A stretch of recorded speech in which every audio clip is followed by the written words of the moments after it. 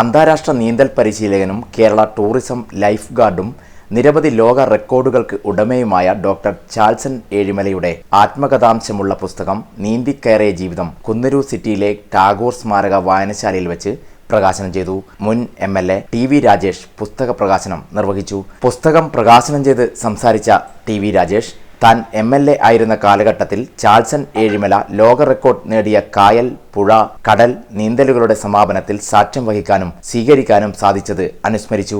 വളരെ ചെറിയ പ്രായം മുതൽ ജീവിത പ്രതിസന്ധികളെ നീന്തിക്കടന്ന ഡോക്ടർ ചാൾസൺ പതിനായിരക്കണക്കിന് ആളുകളെ ജല അപകടങ്ങളിൽ നിന്ന് രക്ഷപ്പെടാൻ പ്രാപ്തരാക്കുന്നതിലൂടെ വലിയ സാമൂഹ്യ സേവനമാണ് ചെയ്യുന്നതെന്നും അദ്ദേഹം അഭിപ്രായപ്പെട്ടു. എല്ലാവരും ഈ പ്രചോദനാത്മകമായ പുസ്തകം വായിക്കണമെന്നും അദ്ദേഹം കൂട്ടിച്ചേർത്തു.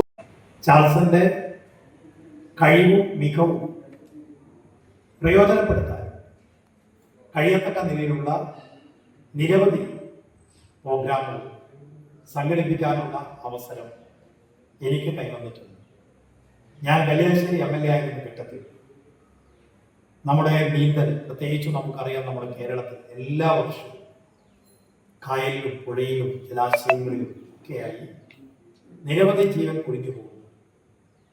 യഥാർത്ഥത്തിൽ ഏറ്റവും കൂടുതൽ ജലാശയങ്ങളുള്ള ഒരു നാട് എന്ന നിലയിൽ കേരളത്തിലെ എല്ലാവരും നീന്തൽ അത് ജീവിതത്തിന്റെ ഭാഗമാക്കി തീർക്കേണ്ടതാണ്. നീന്തൽ ഏറ്റവും കൂടുതൽ പ്രാധാന്യം കൊടുക്കേണ്ടുന്ന ഭൂമിശാസ്ത്രപരമായ പ്രത്യേകതകളുള്ള ഒരു നാടാണ്.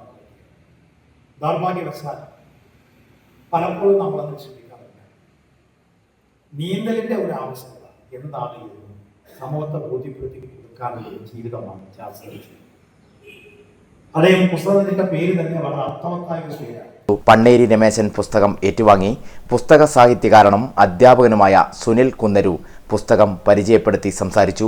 ടാഗോർ സ്മാരക വായനശാല ഡോക്ടർ ചാൾസൺ ഏഴിമലയ്ക്ക് നൽകിയ ആദരവ് രാമനള്ളി ഗ്രാമപഞ്ചായത്ത് പ്രസിഡന്റ് V. ഷൈമ പൊന്നാട അണിയിച്ച് നിർവഹിച്ചു.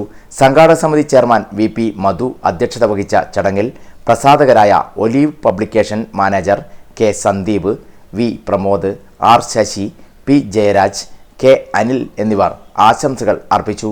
സംഘാടക സമിതി കൺവീനർ PP സുരേഷ് ബാബു സ്വാഗത പ്രസംഗം നടത്തി.